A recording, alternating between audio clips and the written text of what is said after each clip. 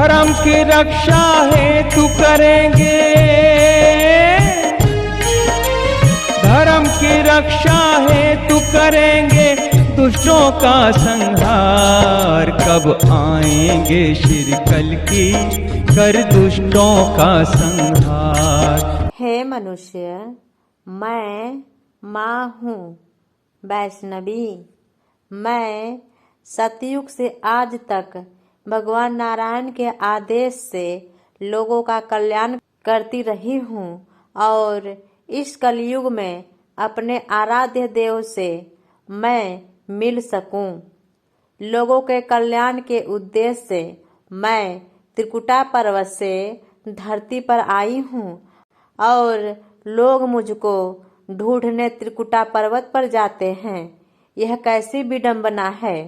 मैं अपने बच्चों का कल्याण चाहती हूँ, इसीलिए ईश्वर पुत्र के कल्याणकारी वचनों का मैं आपसे पालन करने के लिए कहती हूँ, क्योंकि वे परब्रह्म परमेश्वर का स्वयं का रूप हैं जो आदि में था। उनके एक एक शब्दों में नया जीवन फूंक देने वाली शक्ति है। ईश्वर पुत्र आदि श्री अरुण की आज्ञा है कि आप पवित्र बनो और विश्वास योग्यता प्राप्त करो, क्योंकि ईश्वर का राज्य निकट है। इसी में सब सुख है और इसी में सबका कल्याण है और मैं भी चाहती हूँ कि सबका कल्याण हो। यदि आप परमेश्वर के पास आ जाएं तो परमेश्वर आपको इन दुखों से मुक्त कर सकता है जिसके चलते आप परेशान हो। यदि आप ईश्वर पुत्र के पास आ जाएं और परमेश्वर में अपने आप को समर्पित कर दे तो आप बच सकते हैं। संकट और समस्या को देखकर डर कर आपको परमेश्वर की भक्ति नहीं करनी है, बल्कि परमेश्वर की भक्ति करना आपका कर्तव्य होना चाहिए। हे मनुष्य, ईश्वर पुत्र आदि श्री अरुण आपसे यह कहता है कि आप अभी भी बच सकते हैं।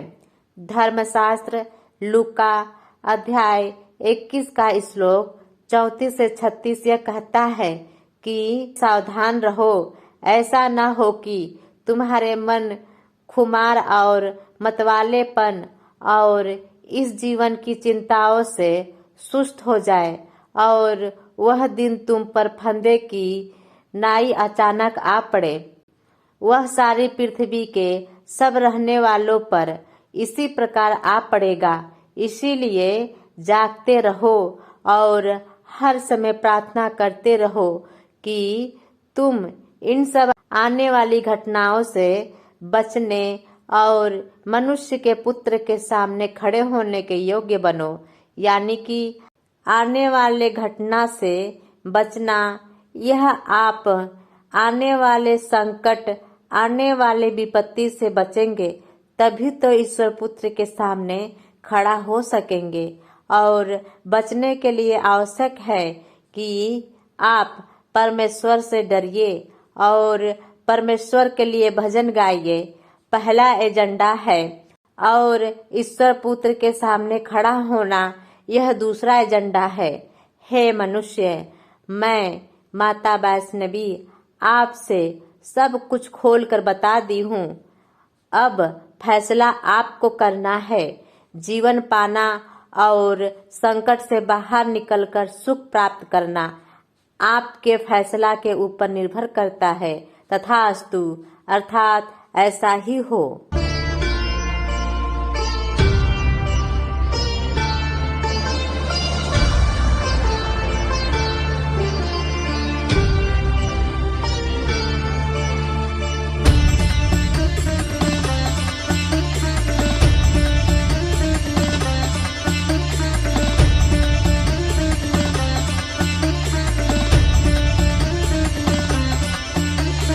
वैष्णवी भवानी माँ